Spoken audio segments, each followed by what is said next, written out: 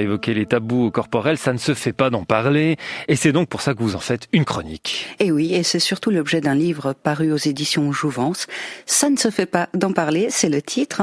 Odeur corporelle, gargouillis dans le ventre, démangeaisons mal placées, autant de problèmes embarrassants qui touchent un peu tout le monde, des soucis qui nous font parfois rougir de honte et qu'on préfère ne pas évoquer. Alors ce sont des désagréments liés à un corps un peu traître, et ça ne va pas forcément dans la majorité des cas déclencher une consultation médicale. On pense que ça va passer tout seul. Et c'est dommage parce que très souvent il existe un traitement simple. Alors stop au tabou corporel, c'est ce que rappelle l'autrice de ce livre, Yael Adler, médecin et chercheuse allemande. Et si c'est pas facile d'en parler, lire ce livre n'est pas interdit. Il est écrit dans un langage simple, amusant, très instructif. Il nous permet de faire la paix avec notre corps et de comprendre d'où viennent ces petits problèmes du quotidien, de les régler soi-même ou de savoir, justement, quand il faut filer chez son médecin et mettre sa gêne de côté. Alors c'est un pavé dans la mare et un pavé au sens propre aussi, plus de 400 pages divisées en 4 parties, les odeurs, les démangeaisons, l'aspect et les bruits de notre corps. Tout y passe, de la pointe de nos cheveux aux effluves de nos pieds, en s'arrêtant bien sûr longuement sur nos systèmes digestifs et reproducteurs qui sont probablement la source de nos plus grands malaises sociaux. Alors tenez, par exemple, vous savez pourquoi votre haleine n'est pas très très fraîche le matin au réveil ? Oui, alors, je sais pas, c'est parce qu'on s'est mal brossé les dents la veille ? Non, c'est parce qu'on a fait la fête. La veille. Il y a un peu de tout ça, mais la mauvaise haleine, l'halitose, donc en termes techniques du matin, concerne tout le monde. Je dis bien tout le monde, sauf peut-être le koala. Personne ne produit des effluves de menthe et d'eucalyptus pendant la nuit. Il faut s'y faire. Alors évidemment, ça dépend de ce qu'on a mangé. On sait tous que certains aliments, certaines boissons chargent plus l'haleine que d'autres. Et c'est la salive qui permet de diluer les odeurs produites par les milliards de bactéries qui vivent dans notre cavité buccale. Des bactéries qui adorent se prélasser sur notre langue, car oui, c'est elle qui, dans 80 à 90% des cas, est responsable de notre haleine. Et d'ailleurs, la flore buccale produit des mauvaises odeurs en milieu anaérobie, c'est-à-dire quand elle manque d'oxygène. C'est-à-dire quand effectivement notre bouche est fermée, c'est ça. Exactement, ouais. Et donc l'haleine de poney du matin est donc due au fait que durant la nuit nous produisons moins de salive, la salive qui va d'une part nettoyer notre langue et d'autre part diluer les 1001 parfums produits par ces bactéries. Alors une solution simple, s'aérer la bouche, prendre une bonne respiration au réveil, la bouche ouverte, si possible seule ou du moins dans la direction opposée de la personne avec laquelle on partage sa tanière. Absolument bon conseil, et je trouve rassurant finalement de se dire que on a toutes et tous ce problème d'haleine au réveil. Voilà. Oui, alors il faut quand même l'admettre, on n'est pas tous non plus égaux. Certains problèmes bucco-dentaires peuvent aussi conduire à une haleine fétide. Alors là, évidemment, une bonne hygiène dentaire, un passage régulier chez le dentiste pour un détartrage, ça aide. Ça permet aussi de traquer les éventuelles infections dans les gencives et ça peut souvent améliorer les effluves bucco-gênants parce que effluve c'est masculin. Voilà. C'est pas une effluve, c'est un effluve. C'est un effluve, voilà. Et puis, nous rappelle Yael Adler, une bonne hygiène dentaire contribue aussi à rester en bonne santé, puisque certaines bactéries qui se logent dans nos parodontites peuvent aussi être à l'origine de problèmes plus graves, comme les troubles cardiaques. Alors c'est vrai qu'on l'oublie souvent, la santé de nos dents est étroitement liée à celle du reste de notre corps. Exactement. Et puis un dernier truc, je vous ai dit, dans 90% des cas, c'est la bouche qui est responsable de l'halitose matinale, et dans les 10% de cas restants, cette odeur provient de zones plus profondes, le tractus digestif ou les poumons. Alors pour savoir si l'odeur d'avarié provient de l'intérieur de votre corps, il existe un autotest assez révélateur et facile. Il suffit de vérifier si l'air qui sort du nez est sans odeur et si seuls les effluves de la bouche sont nauséabonds. Alors si c'est le cas, tout va bien. En revanche, si l'air expiré par les narines est vicié, alors méfiance. Parce que l'halitose d'origine profonde peut être due à un diabète sucré, à de l'asthme, à une insuffisance hépatique, à un abcès pulmonaire par exemple. Et là, évidemment, une consultation médicale s'impose. Et vous faites bien d'en parler, Ouma, puisque vous nous le disiez, ce livre ne parle pas que de notre haleine. Et non, toutes les odeurs corporelles y passent, que ce soit celles dues à la transpiration, celles de nos pieds ou celles éjectées à grand bruit par nos intestins. Là non plus, ça ne se fait pas d'en parler. Les flatulences font frémir presque tout le monde, surtout les femmes, parce qu'elles y sont plus sujettes. Ah bon ? Oui, la faute aux hormones, nous expliquons. Et là aussi, ça dépend de l'alimentation. La viande, le poisson, les œufs riches en protéines conduisent à des gaz plus odorants. Et puis alors là où c'est injuste, c'est que la consommation de fibres essentielles pour le bon fonctionnement de notre système digestif augmente aussi la production de gaz.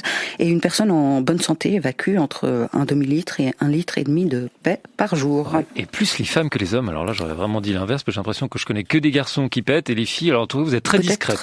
C'est la discrétion. Bravo à vous. Et quand faut-il s'en inquiéter, Ouma ? Alors, lorsque les flatulences s'accompagnent de crampes intestinales très douloureuses, de diarrhée ou de constipation chronique, là, il faut s'inquiéter. L'origine de ces douleurs est peut-être bénigne, mais autant en être sûr. Et attention, les émissions de sel involontaires avec un vent doivent être prises au sérieux. Elles signifient que le mécanisme même du canal anal dysfonctionne. Les nerfs ne parviennent plus à faire la différence entre les gaz et les matières solides.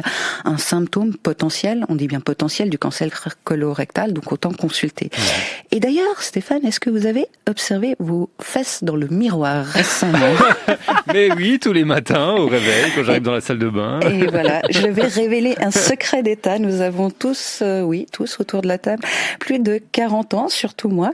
Alors je vous invite à scruter la peau de vos fesses. Oui, pas forcément maintenant, mais okay. vous pouvez vous rhabiller. Alors c'est une expérience intéressante à faire. Il faut comparer la peau de votre derrière avec celle de votre visage. Ah bon? Très probablement, vous verrez sur votre visage, autour des yeux, des petites ridules, des veines apparentes, des taches qui sont complètement absentes de vos fesses. Et pour cause, votre visage est plus exposé au soleil. Il présente donc des signes de photovieillissement prématuré, tandis que vos fesses, elles, en général, sont protégées durant une grande partie de l'année. Elles vont donc vous sembler étrangement jeunes, alors que, je vous assure, elles ont exactement le même âge que votre visage. Bref, si l'on se protégeait correctement des excès de soleil, nos joues pourraient paraître tout aussi jeunes que nos fesses. Que nos fesses de bébé, j'adore. Intéressant en tout cas à savoir à l'approche des beaux jours, effectivement.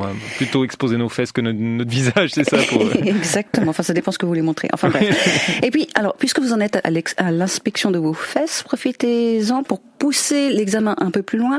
Vous avez des hémorroïdes, Stéphane? Non, Ouma, je n'en ai pas. Mais... Si, vous en avez. Le terme hémorroïde désigne les veines qui forment les coussinets dans le canal anal. On en a tous. Alors c'est vrai, par extension, on parle d'hémorroïdes lorsqu'on se penche sur les pathologies plutôt qui y sont liées.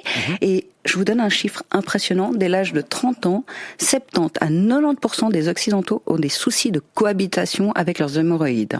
Et les personnes qui passent trop de temps assises en souffrent plus. Certaines femmes ayant accouché connaissent aussi cette affection. Et fatalement, l'âge n'aide pas. Dès 50 ans, nos hémorroïdes augmentent de volume, en particulier chez les hommes atteints d'hypertrophie de la prostate. Ah oui, donc en gros, ça concerne presque tout le monde. Et oui, mais on n'en parle pas trop. On reste dans son coin, assis en plus. Alors il faut savoir que cette maladie se développe en 4 stades. D'abord, ces coussinets gonflent. Ensuite, ils sortent lorsqu'on pousse les selles et se rétractent spontanément. Lorsqu'on laisse traîner le problème, les hémorroïdes ne se rétractent plus du tout, même avec une aide extérieure. Or, à ce stade-là, seule l'opération chirurgicale peut en venir à bout. C'est dommage, parce que le traitement au stade 1 ou 2 est bien plus agréable avec des crèmes ou des suppositoires. Ouais, et donc ça vaut vraiment en effet la peine d'en parler. Et oui, c'est la même chose aussi avec les démangeaisons entre les fesses. Elles sont dues non pas à un manque d'hygiène, mais au contraire à un excès d'hygiène, à bannir donc les savons agressifs et autres papiers, lingettes, parfumés qui attaquent en fait ce film lipidique de notre zone particulièrement sensible. Par contre, quand toutes les personnes vivant sous un même toit se démangent le derrière, il faut se méfier. C'est peut-être dû à des oxyures, des vers intestinaux. Alors c'est bien plus courant que ce qu'on pense. Sous nos latitudes, les enfants, par exemple, se contaminent avec des œufs d'oxyure, par exemple en jouant dans la terre ou dans le sable et en portant les doigts à la bouche. Alors voilà, si tout le monde se gratte les fesses, une inspection des selles peut permettre d'identifier, pour ne pas dire mettre le doigt sur le problème. Les selles contiennent des petits vers blancs d'un demi-centimètre et ce sont des vers qui sont extrêmement contagieux. Ces parasites colonisent en général toute la famille qui se gratte plus ou moins discrètement le derrière. Donc pas de panique, ça se soigne aussi, on en vient à bout avec un antiparasitaire et une hygiène rigoureuse, notamment des mains.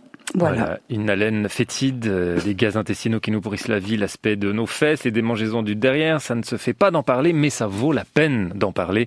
Et c'est le titre d'un livre qui nous convainc donc qu'il faut effectivement en parler. Et oui, stop au tabou corporel, nous rappelle Yael Adler, l'autrice de ce livre paru aux éditions